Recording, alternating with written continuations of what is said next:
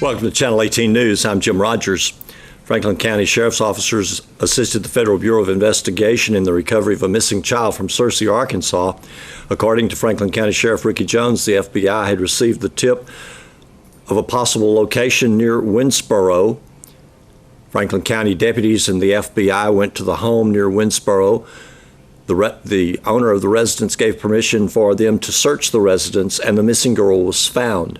She was taken to the Child Advocacy Center there in Winsboro for questioning, then taken to Christus Mother Frances Hospital in Sulphur Springs,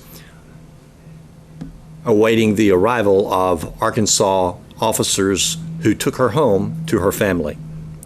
Hopkins County deputies initiated a traffic stop in the Como-Picton school zone around 8:33 p.m. Tuesday.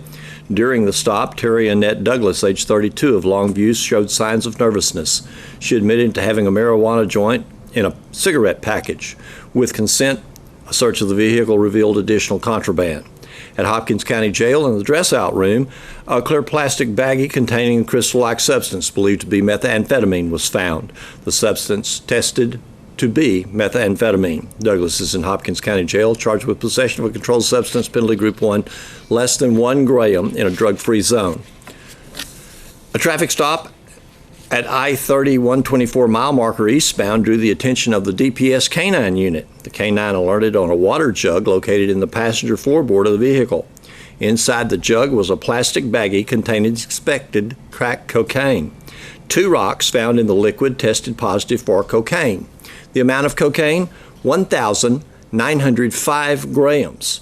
Danny Mary Davis Jackson, age 49, of Abilene, was arrested for possession of a controlled substance, penalty group 1, more than 400 grams of felony 1.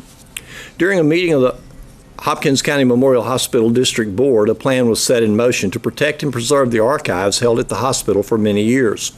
Karen Strickland, past long-term employee, addressed the board with her concerns of the fate of all the treasure trove of information that she had helped collect over the years. Scrapbooks of newspaper articles and other documents pertaining to the history of the hospital throughout the years were discussed. Also, there is an abundance of medical equipment and tools donated to the hospital over the years that have been displayed at different times. Most recently, during a 60th anniversary initiative, special care was taken to collect and preserve many more items pertinent to the history of the hospital and the hospital district.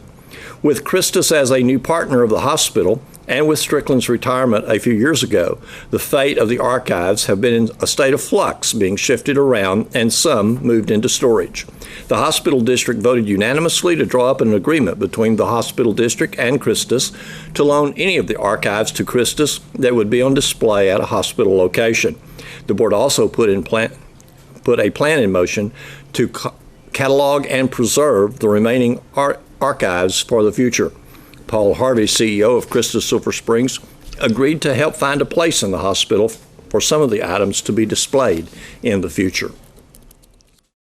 4 members of the Wildcats band signed letters of intent to continue music in college Wednesday morning. Band director Charles McCauley welcomed everyone. Pictures were taken, and I had the opportunity to interview the 4 band students. Good morning, everybody. Thank you for coming, and welcome to our signing day for these 4 young men. This is an exciting day for these young people, their families, and for our band program. It's always great to see graduates continue their education after high school, and it's even more exciting to see that they are going to continue in band while they are in college. College band is an awesome experience, and they're going to love it. Parents and children have brought a lot of honor and recognition not only to this community and to the school district, but also to you and to themselves. And I can just tell you, knowing these 4 young men, these are awesome young men. Great, morally, they live their lives with integrity. They're just really great people, and we're going to miss them a lot. I know you're very proud of them. I want to thank Casey's team, FrontPorchNewsTexas.com, and the News Telegram for being here this morning. The coverage you give to our students is second to none, and talking with other band directors around the region, I know that's true. Y'all love to positively highlight our kids in this school, regardless of what they are in, and we do appreciate it very much. It's what makes being here in Sulphur Springs so special. So what we're going to do is we're going to have the students sign their letters of intent. Then we'll have pictures with the parents for some photographs, and then we are going to do some, I guess y'all want to do some interviews. So, gentlemen, sign those papers.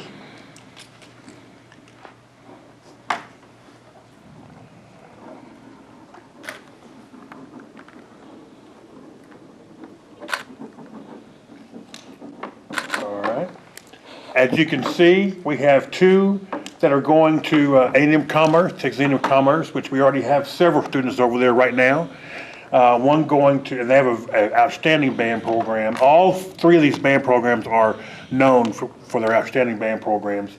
Stephen F. Austin University has a terrific band program as well. And then the one on the end, Henderson State University, which I'm a little familiar with, it's my alma mater, and Sam will be going there. All three of these schools are terrific band programs, and they're going to really love having these kids, and these guys are going to love being in the band there. It's just a really great, it's going to be a great experience for them.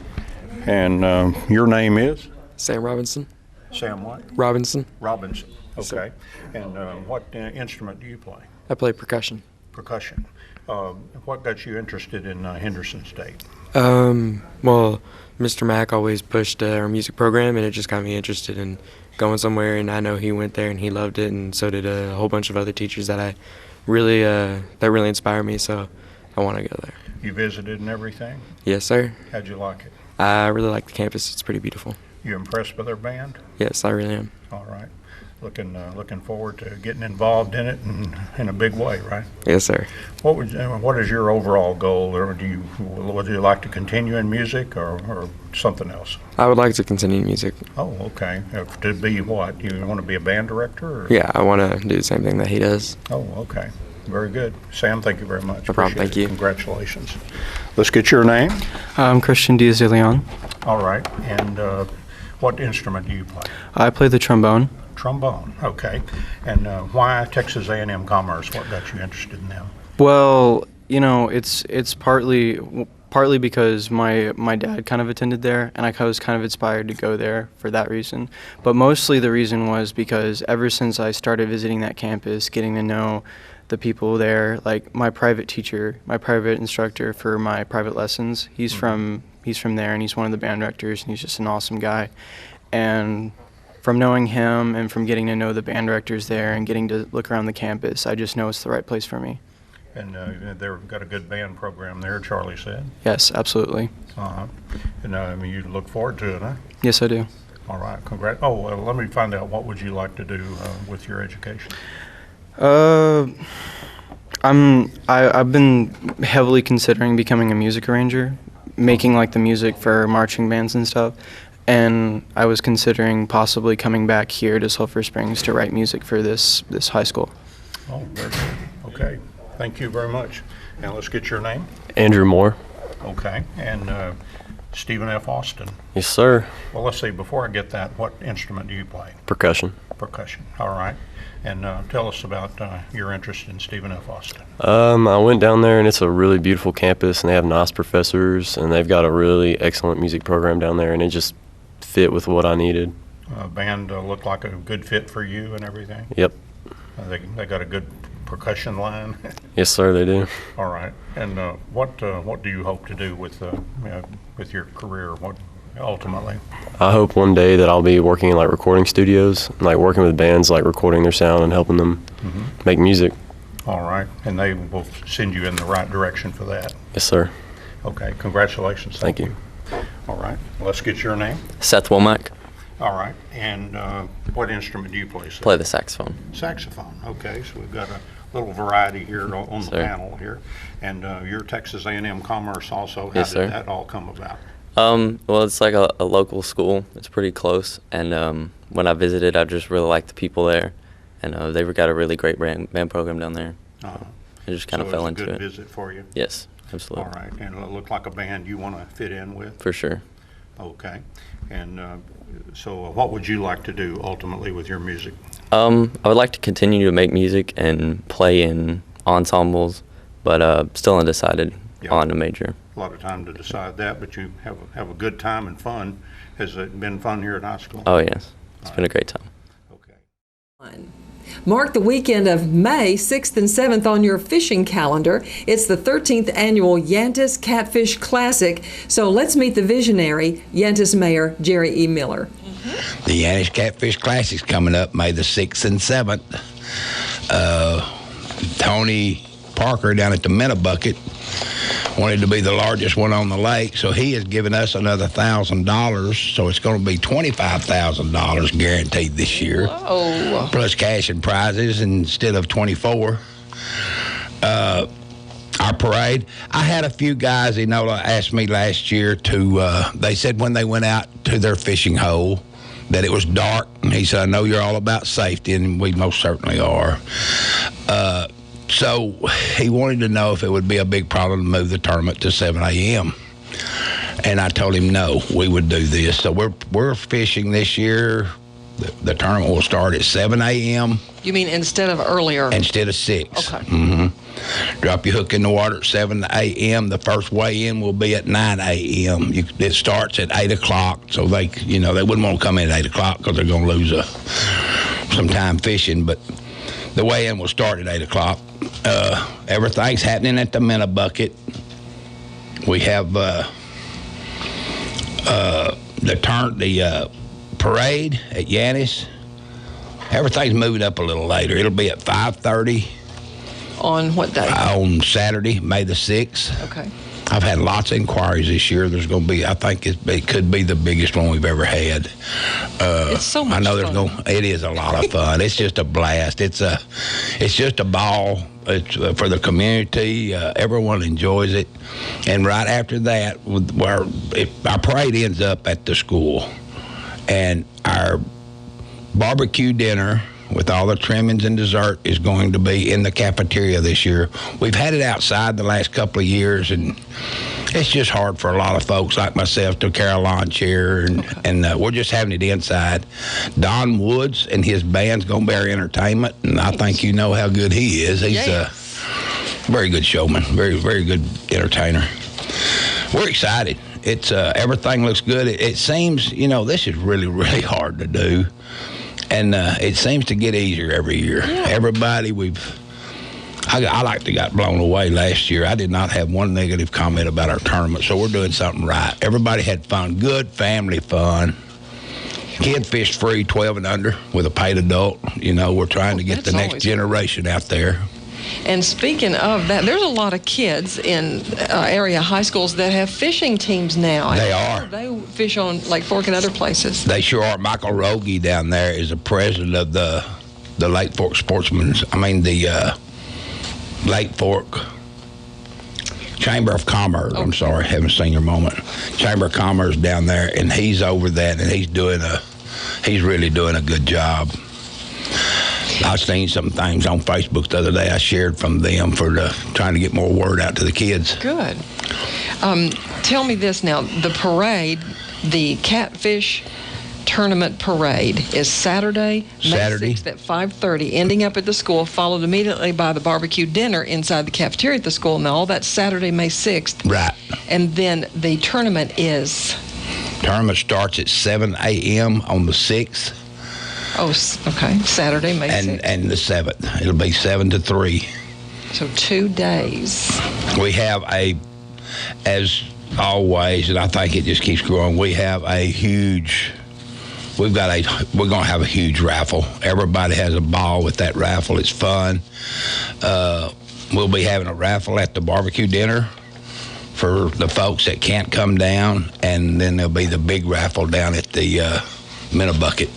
And that is right after the weigh-in. We started off using this raffle, Enola, for the time from the tournament ended, so people just wouldn't be having nothing to do, because it takes time to get all these checks written out to all the winners. And so we're paying 4, 3, 2, 1, and then 7 places. Right. And we also got a $250. We're giving the Bucket's doing this year. The early entry will pay $250. There'll be a drawing for it. There's $250 for the top senior over 55, the top female, the top angler, 13 to 17, and the top youth, 12 and under. All of them will get $250. My goodness. And the one thing I like about this tournament is the kids 12 and under, if mom or dad or aunt or uncle, anybody, whoever wants to fish with the kids, you invite a kid to fish with you. If this kid is 4 years old and catches a big catfish, he can win that tournament. You know, he won't get just a little tackle box or a rod and reel. He can win this tournament if he catches a big fish. And anybody can catch a catfish. Yeah. Our cost is $100 for 2 days. It's $75 for 1 day. May the 3rd is the deadline. It'll be $85 for 1 day or $110 for 2 days. So you save $10 by getting it in early, and you got a chance of winning $250. And this entry is for a team? No, this is individual. Okay, for individual.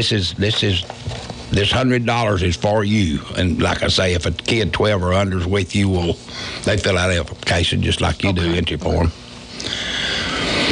Well, I know as you go along each year, and this is how many years now? This is our 13th My goodness. Yanis Catfish Classic. It's my 3rd year with Ken Freeman Outdoors, Bass Pro Shops, and we were able last year, I'm so proud to announce, to give the fire department $15,000, and we're hoping to do $20,000 this year. Every dime of this money that's left over out of the raffle, the fishing tournament, every penny of it goes to the fire department. I think 5 guys went to put 5 guys through 2 different schools last year to get them certified. Updated some uniforms that these uniforms are good for 10 years, and you have to get a new one, and those things are not cheap. And it's just like everything else. You're just always trying to keep it up. These guys and ladies can save your life. They all volunteers. And I had a lady call me yesterday. This wasn't the first time, but she said, I'm not going to be able to be here to go to the barbecue. I don't fish, but I want to make a donation. And if you don't want to fish, or you can't make the barbecue, or you just want to make a donation to the Yanis Volunteer Fire Department, you can call me, or the address is 201 Walnut Street. You can send your donation there. And like I said, every dime of this goes to the Yanis Volunteer Fire Department. Well, if somebody does want to call to ask a question, what number would it be? It'd be 903-850-9500. See, there's so many ways. If you're not a fisher person, because we got a lot of fisher women. That's right, sure do. And you can't get to the barbecue, well, please come to the barbecue and enjoy the music and the food. Get to the parade if you can. Be in the parade if you can. You bet, everybody's welcome. If you can't do any of those things, you can send a check, even if it's small to large. Sure. And something else you can do is spread the word about this great event, Yanis Catfish Classic, and it's going to be May 6th and 7th. May 6th and 7th. And the parade will form at the Yanis, at the First Baptist Church there in downtown Yanis, where we always do. I wanted to mention that. You don't have to call anybody, just show up. I ask everybody to be there around 5 this year. Okay. And we will pull out at 5:30 sharp. Seems like we used to do this in the morning or late morning or noon or something. It used to be at 3 and so in the evening, a lot earlier. It was very hot, and it was in July, wasn't it? Yes, it was. Oh, goodness, I remember that. It was bad. But alterations through the year to just kind of modify and refine your plans. And this is going to be bigger and better than ever, as you said, with $25,000 plus cash prizes. And a big sponsor, and of course the host, is Minnow Bucket. And for those who haven't been out to the Minnow Bucket, just tell people what it's like out there at that marina. The Minnow Bucket is on Highway 154. When you'll cross the bridge, like leaving Sulphur Springs, going toward Quitman. On 154, whenever you cross the Lake Fork Bridge, it's the first marina on your right. Real nice, clean place. They just built 20 new motel rooms. And I talked to him the other day. He still has room. I think he had like 10 rooms left. It'd be nice to get a room right there and fish right out. You can fish on the bank. I had a lot of people ask me about chumming. You're allowed to chum through this whole tournament. Okay. You can chum before, after, during, whenever you want to. We want you to catch fish. I had, we have the Sulphur Springs and the Yanis Meat Market. You can pick up your entry forms there. Enola and Jeff Miller out at J. Hodge Chevrolet has got the entry forms too. There's 2 pickup places here in Sulphur Springs. Well, there's really not much on the entry form, just very basic information, but all your rules are listed on it, so you're going to want to get that. Yes, they're all on it. You got to fill it out and send it in. We will be there Friday. A lot of people getting off work Friday. We will be there till 9 o'clock that night, 3 p.m. till 9 p.m. And then if you're still not sure you want to fish, you wake up, can't sleep, want to come down at 5 o'clock, I'll be there at 5 a.m. in the morning to... We'll be there till the tournament starts at 7, but I will be there at 5 a.m. to. We had several people come in that come from out of state that got there at. I got down there at 5 o'clock. They was there waiting on me. I think we had 7 or 8 guys down there. And so this is going to be at Minnow Bucket, where they need to come that morning to. At the Minnow Bucket, there's a pavilion down there. When you pull in the Minnow Bucket, there's a pavilion right down there on the water. And that's where we will be. You'll see the Big Bass Pro Shop trailer. It's a stage for the Ken Freeman Outdoor Productions. Okay. He really puts on a good tournament. And you put on a good tournament. Well, we try hard. Me and my wife kind of took this thing over now, and we learn more every year, but it also gets easier, The few things that you miss, we picked it up, and we hope we're making it a lot more fun for everybody. Mm-hmm. And there's other things at work, I want to say, in the Yantis area. It seems like there's an upsurge of interest in things out in the Yantis area. There is. It's getting... I told somebody one time, if Sulphur Springs in Yanis, Texas, if they wasn't here, I don't know where I'd want to live. There's just no place like it. If they all knew where we was, we'd be like living like 3 and 4 foot apart like they do in so many cities. Well, wouldn't be no country. Before we do close, and it's not quite time, there's a little bit more time to talk. There's a thing called Folds of Honor that has come to our attention. It is an association that helps the families of fallen modern-day veterans. This is such a good thing. I think they're in every state in the United States. We had our first meeting week before last, just getting underway. This will be in I think it's the last week of October. I didn't bring my information with me. I'm sorry. It's called Lunkers, Bunkers, and Clays. There's going to be a 4-man team. Of course, 4 will be playing golf, 2 out of the team will be fishing, and 1 out of the team will be shooting clays down at Hidden Lakes Hunting Resort, which is our main sponsor again this year. So it's kind of a 3-sport challenge: fishing, hunting, and... This is $2,000 a team. They're cutting the teams off at 72 teams, and they think that this will fill up, that they will be turning people down, which is all of this money goes to the, like you said, fallen soldiers, their family, their kids. It's awesome. It's awesome. It's all called Folds of Honor, and so Yantis is getting involved in that through the Community Chronicle, which is a new newspaper out in the Yantis area. You'll be seeing that at various places. Well, thank you, Jerry E. Miller, Mr. Well, I thank you and KSST. You're always so good. We just want to invite everyone. If you can't, just come down and sit in your car and let them throw some candy at you at the parade. Come down and be in the parade.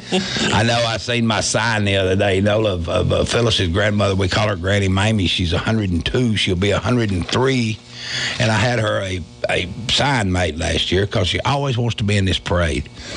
And I seen it. I said, it's 102. And I said, I got to change that 2 to 3 because she's still with us. That's right. Thank you, Jerry E. Miller. Thank you. Here's Don Julian with sports. The Wildcats baseball team earned at least a share of the district championship with their 7-2 win over Greenville Tuesday night on senior night and a night to remember historic Eagle Stadium. I talked with Wildcats baseball coach Jared Hammock after the game on the grass of Eagle Stadium. Yeah, don't know how much longer it'll be around. Hopefully we'll be able to get a home and home maybe in the first round, and if we're fortunate to advance, maybe there's some teams still close enough to continue to do that. We were able to do it, I guess, through 2 rounds 2 years ago, but you never know, and that's why we had to go ahead and do the celebration of the field, because you just never know if you're going to get it. But it was a great night. I was I'll be honest, a little worried of all that was taking place, if these young guys would be able to kind of keep their heads about them with all the distractions. But, you got to honor your seniors. That's important, no doubt. We got a good group of 5, and then honor the field. And I thought it was done beautifully. Jeff Harris had a lot to do with that, of course, and it was fantastic.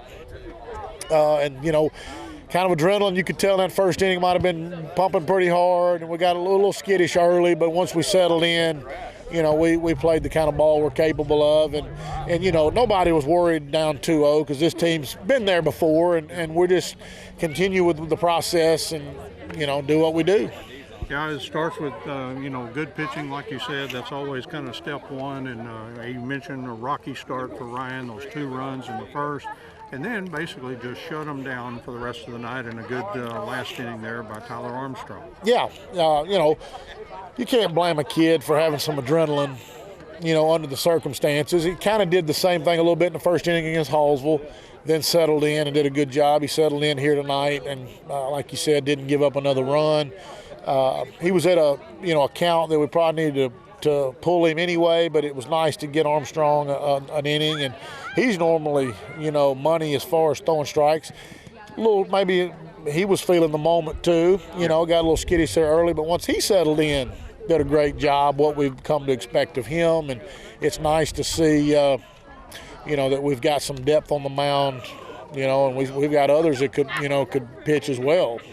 Now, this is not a team that particularly hits a lot of long balls, but the wind was kind of blowing out a little bit, and 2 huge home runs for you. Oh, absolutely. Lightly's the 3-run shot. Yeah, and, I was telling Wallace, this is probably the team with the most home runs since maybe my first year. I mean, I want to say, I'm not counting just district. I want to say Tristan may have 5. Yeah. We hadn't had 5 as a team total probably in the last 5 or 6 years, and then Heston's got 2 or 3, and Michael Arnold picked up 1 over at Marshall, so we're capable of doing it. We don't ever want to live by it, but we know it's there if we need it, and Tristan's hit some big ones. You go back to some other games, he's gotten us back into a ball game with a home run. In other games he did today, and then Heston he drilled that ball to center field. He's got some power, good pop, and it was good to see, because it kind of gets you some momentum back and kind of lets everybody relax like we're okay. I thought this was kind of a typical Wildcat game that we've seen, where they get good pitching, they got good defense, and they just, they don't score in the first and the sixth, but everything in between, they're putting runs up. Yeah, I think we're a team that can do that. We can score in more innings than not. 2 of those innings are multiple run innings, and we're capable. And, we still, as you saw, we had opportunities for much more. We had bases loaded or first and thirds, and I think we had first and second, nobody out, and the meat of the order up, and I don't think we got anything. So, sometimes I'm a perfectionist, not only with myself but with the team, and so I'm expecting us just to get it done every time you're up there, and that just doesn't happen. You're not going to get them all, and so. But we usually give ourselves plenty of chances throughout a ball game to score a lot of runs, and that always keeps you in a game, no matter if you're down early. We were always there and can win a ball game. You get a share of the district championship now, guaranteed, and you want to go to Hallsville and, as they say, finish the job. Yeah, and it won't hurt my feelings if T-High somehow able to win tonight. Last I heard it was 2-1 Hallsville, maybe in the 7th. So you never know. Maybe they pulled a miracle in the bottom of the 7th and won it. If they didn't, the pressure's still kind of on them. I mean, they've lost twice. We've only lost once, so it's a must for them. And certainly we'll go over there expecting to win. It's a tough place to play, as we've talked about before for us, but. We feel good about who we are and the guys on this team, and they'll go over there with the full expectation of playing well and winning. And, if it doesn't work out that way, we're still got an opportunity to play again. So I think we're in the driver's seat at this point. And like I said, it won't hurt my feelings if somebody tell me when I walk over there that it's the other way, because then it is a done deal, and we're the number 1 seed. But these kids deserve it. They work hard, they play well, they're consistent. We don't really have a lot of highs and lows. We're just kind of do what we do, and it's been a fun year thus far, and hopefully it'll continue, for a few weeks. And Hallsville has not seen Tristan McCormick this year, I believe. They have not. Now they did have a scout. Where did he pitch the other night? And we did see somebody up in the stands, maybe. That knocked their eyes out. Yeah, so they've seen him as far as an assistant has seen him. I don't think the head coach has seen him, maybe. And the team certainly hasn't seen him. So, he's pitched some big ball games and beat some good teams. He's pitched against White House. He's pitched against McKinney. He's beat Marshall. He's been in games like that already. And so I don't think he'll be kind of unflappable. I think the situation won't be too big for him. A lot of good stuff. Hallsville ended up edging by Texas High 2-1 Tuesday night, so the Wildcats will travel to second-place Hallsville Friday night, hoping to take sole possession of the district championship. The Lady Cats softball team's bi-district playoff schedule with Lovejoy has been altered slightly to accommodate those who wish to attend the Friday afternoon funeral of pitcher Bailey Haggerty's mother, who was killed in a shooting in Dallas Monday. Game 1 has been moved to Lovejoy Thursday night at 7. Game 2 will now be at Lady Cat Park Friday starting at 7:30. And Game 3, if necessary, remains at Royce City Saturday at noon. Heavy rain delayed things at the regional golf tournament where the Wildcats are playing. Wildcats Athletic Director Greg Owens reported Wednesday morning that the start of the tournament at the Rockwall Golf and Athletic Club was delayed until 12:50 p.m. Wednesday. The Wildcats golf team was expected to play late into Wednesday, trying to finish their first round. The tournament wraps up on Thursday. The Wildcats entered the regional tournament after finishing second at the district tournament by just 1 stroke. The Wildcats shot .302 and .312 at the district tournament back on April 3rd and 4th at the same Rockwall course. The Wildcats were led by Alex Moats, who shot 74 and 75 for a 149 total, good for second place in that district tournament. Matt Calhoun had a 74 and a 77. That's a 151 total that put him in third place at the district tournament. Moats and Calhoun were selected to the all-tournament first team. Caleb Lewis shot a 75 and an 80 for a 155 total. Andrew Escobar fired a 79 and an 83 for a 162 total. Carter Lewis rallied for a second-round 80 to go with his first-day 87 for a 167 total. And we'll have more Thursday on that regional golf tournament.